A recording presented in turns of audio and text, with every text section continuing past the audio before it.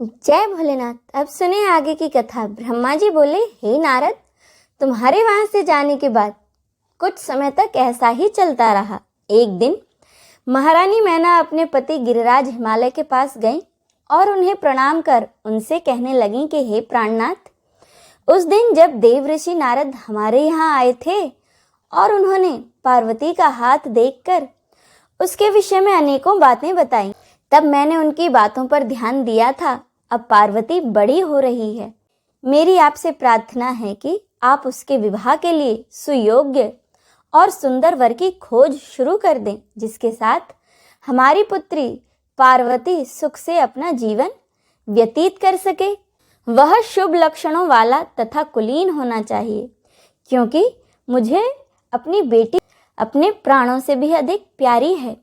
मैं सिर्फ अपनी बेटी का सुख चाहती हूँ। यह कहकर महारानी मैना की आंखों में आंसू आ गए और वे अपने पति के चरणों में गिर पड़ी। इसके बाद गिरिराज हिमालय ने मैना देवी को प्रेम पूर्वक उठाया और उन्हें समझाने लगे और कहने लगे कि हे देवी, तुम व्यर्थ की चिंता त्याग दो। मुनि नारद की बात कभी झूठी नहीं हो सकती। यदि तुम पार्वती को सुखी देखना चाहती हो तो उसे भगवान शिव की तपस्या के लिए प्रेरित करो। यदि शिव जी प्रसन्न हो गए तो वे स्वयं ही पार्वती का पानी ग्रहण कर लेंगे। तब सब कुछ शुभ ही शुभ होगा। सभी अनिष्ट और अशुभ लक्षणों का नाश होगा। भगवान शंकर सदा मंगलकारी हैं, इसीलिए तुम पार्वती को शिव जी की कृपा दृष्टि प्राप्त करने के लिए तपस्या करने की शिक्षा दो। हिमालय की बात सुनकर महारानी मैना प्रसन्नता पूर्वक अपनी बेटी पार्वती को तपस्या के लिए कहने उसके पास गई। ब्रह्मा जी आगे कहते हैं कि हे मुनि श्रेष्ठ नारद, जब मैना पार्वती के पास पहुंची तो उन्हें देखकर सोचने लगी कि मेरी बेटी तो कोमल और नाजुक है। यह सदैव राजसी ठाट बाट में रही है। दुख और कष्टों को सहना तो दूर की बात है, इनके बारे में भी यह सर्वथा अनजान है।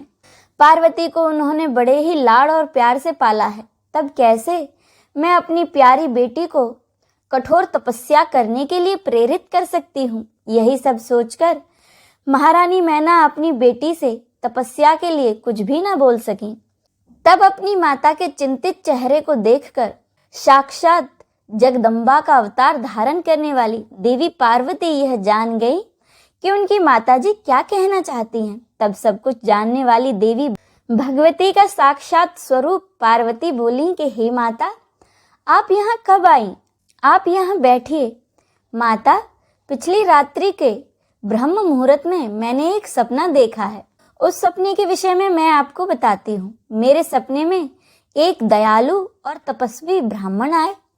जब मैंने उन्हें हाथ जोड़कर नमस्कार किया तो वे मुस्कुराते हुए बोले कि तुम अवश्य ही भगवान शंकर की प्राण वल्लभा बनोगी, इसीलिए उन्हें प्रसन्न करने के लिए उनकी प्रेम पूर्वक तपस्या करो। यह सुनकर मैना देवी ने अपनी बेटी के सिर पर प्यार से हाथ फेरा और अपने पति हिमालय को वहां बुलाया। हिमालय के आने पर मैना देवी ने पार्वती के सपने के बारे में उनको बताया। तब उनके मुख से बेटी के सपने के विषय में जानकर हिमालय बहुत प्रसन्न हुए और वे अपनी पत्नी से बोले कि प्रिय मैना, मैंने भी पिछली रात को एक सपना देखा था। मैंने अपने सपने में एक बड़े उत्तम तपस्वी को देखा। वे नारद मुनि द्वारा बताए गए सभी लक्षणों से युक्त थे। वे उत्तम तपस्वी मेरे नगर में तपस्या करने के लिए आए थे। उन्हें देखकर मुझे बहुत खुशी हुई। मैं अपनी बेटी पार्वती को साथ लेकर उनके दर्शनों के लिए उनके पास पहुंचा। तब मुझे ज्ञात हुआ वे मुनि नारद जी द्वारा बताए हुए वर भगवान शिव ही हैं। तब मैंने पार्वती को उनकी सेवा करने का आदेश दिया, परंतु उन्होंने मेरी बात नहीं मानी। तभी वहां सांख्य और वेदांत पर विवाद छिड़ गया। इसके बाद उनकी आज्ञा पाकर पार्वती वहीं रहकर भक्ति पूर्वक उनकी सेवा करने लगी।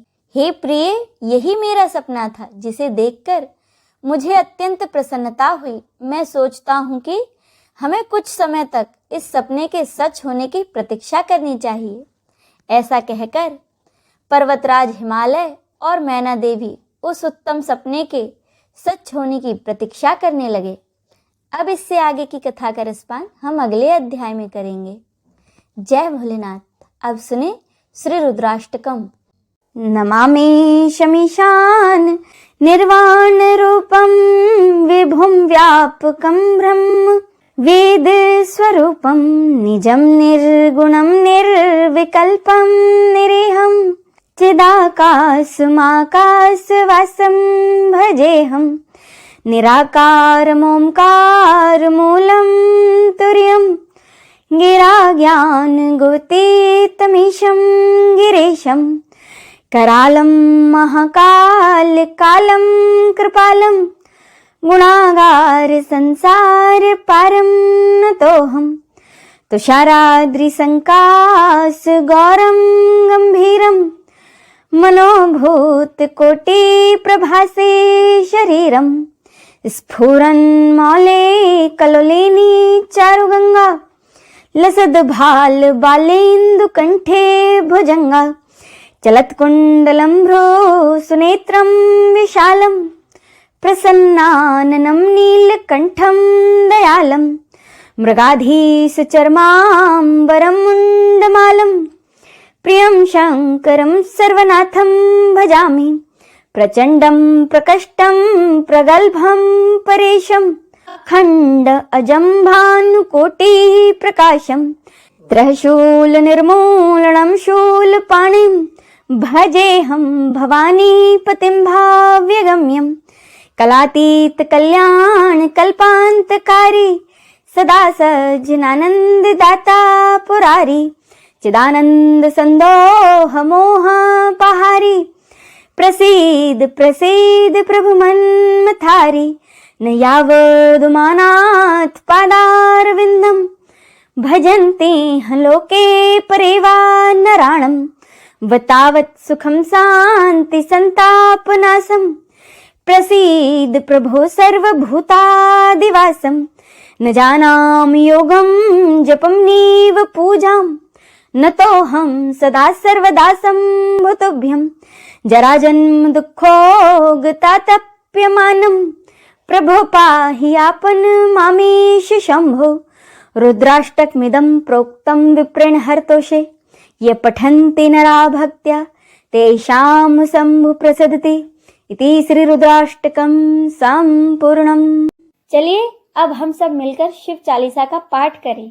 जय गिरजापति दीन दयाला सदा करत संतन प्रतिपाला भाल चंद्रमा सोहत नीके कानन कुंडल नाग फनी के अंग गौर सिर गंग बहाए मुंड माल तन शार लगाए वस्त्र खाल वाघांबर सोए छवि को देखी नाग मुनि मन मोहे मैना मातु की हवे दुलारी वाम अंग सोहत छवि न्यारी कर त्रिशूल सोहत छवि भारी करस सदा शत्रुन शयकारी नंदी गणेश सोहे तह कैसे सागर मध्य कमल हैं जैसे कार्तिक श्याम और गणराव या छवि को कही जात न काऊ देवन जब ही जाय पुकारा तभी दुख प्रभु आप निवारा कियो उपद्रव तारक भारी देवन सब मिली तुम्ही ज्वाहारी तुरत सड़ानन आप पठाई लवनिमेश ममारी गिरायु आप जलंधर असुर संहारा सुयस तुम्हार विदित संसारा त्रिपुरासुर सन दुमचाई सभी कृपा करी लीन बचाई किया तपही भागीरथ भारी पूर्व प्रतिज्ञा तासु पुरारी दानिन मह तुम सम कोई नाही सेवक स्तुति करस सदाही वेद माही महिमा तब गाई अखत अनादि भेद नहीं पाई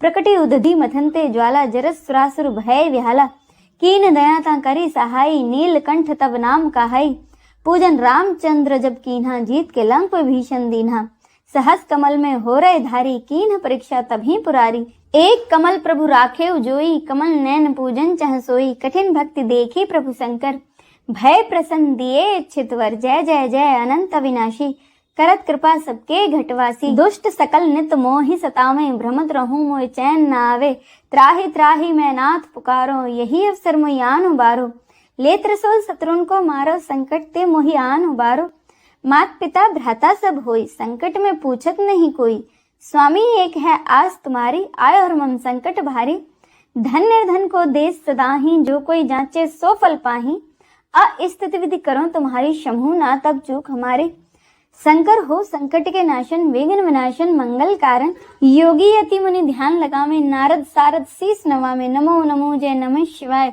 सुर ब्रह्मादिक पार न पाए, जो यह पाठ करे मन लाई, तापर होते हैं शंभु सहाय। ऋणिया जो कोई हो अधिकारी, पाठ करे सो पावन हारी। पुत्र होन कर इच्छा कोई, निश्चय से प्रसाद ते होई। पंडित त्रयोदशी को लावे, ध्यान पूर्वक होम करावे। त्रयोदशी व्रत करे हमेशा, तन नहीं ताके रहे कलेसा। धूप दीप नैवेद्य चढ़ावे, शंकर सम्मुख पाठ सुनावे। जन जन के पाप नसावे, अंत धाम शिवपुर में पावे। कहत अयोध्या आस तुम्हारी, जानी सकल दुख हरू हमारे। नित्य नेम कर पाठ करो 40, तुम मेरी मनोकामना पूर्ण करो जगदीश। इति श्री शिव चालीसा संपूर्णम। आइए हम सब मिलकर भगवान शिव की आरती करें। ओम जय शिव ओमकारा, प्रभु हरि शिव ओमकारा। ब्रह्मा विष्णु सदा शिव, ब्रह्मा विष्णु सदा शिव। अर्धांगी धारा, ओम जय शिव ओमकारा। एकानन चतुरानन पंचानन राजे, शिव पंचानन राजे। हंसासन गरुड़ासन, हंसासन गरुड़ासन। वृषवाहन साजे, ओम जय शिव ओमकारा। दो भुज चार चतुर्भुज, 10 भुज ते सोहे। शिव 10 भुज ते सोहे। तीन रूप निरखता, तीन रूप निरखता। त्रिभुवन जन मोहे, ओम जय शिव ओमकारा। अक्षमाला वनमाला, मुंडमाला धारी, शिव मुंडमाला धारी। चंदन मृगमद चंदा, चंदन मृगमद चंदा। भाले शशिधारी, ओम जय शिव ओमकारा। श्वेतांबर पीतांबर वाघांबर अंगे, शिव वाघांबर अंगे। सनकादिक ब्रह्मादिक, सनकादिक ब्रह्मादिक। भूतादिक संगे, ओम जय शिव ओमकारा। करके मध्य कमंडल, चक्र त्रिशूल धरता। शिव चक्र त्रिशूल धरता। जग करता दुख हरता, जग करता दुख हरता। जग पालन करता, ओम जय शिव ओमकारा। ब्रह्मा विष्णु सदा शिव, जानत अविवेका। शिव जानत अविवेका। प्रणवाक्षर के मध्य, प्रणवाक्षर के मध्य। ये तीनों एका, ओम जय शिव ओमकारा। त्रिगुण स्वामी जी की आरती, जो कोई नर गावे। शिव जो कोई नर गावे। कहत शिवानंद स्वामी, कहत शिवानंद स्वामी। सुख संपत्ति पावे, ओम जय शिव ओमकारा। ओम जय शिव ओमकारा। प्रभु हरि शिव ओमकारा। ब्रह्म विष्णु सदा शिव, ब्रह्म विष्णु सदा शिव। अर्धांगी धारा, ओम जय शिव ओमकारा। ओम जय शिव ओमकारा। जय भोलेनाथ।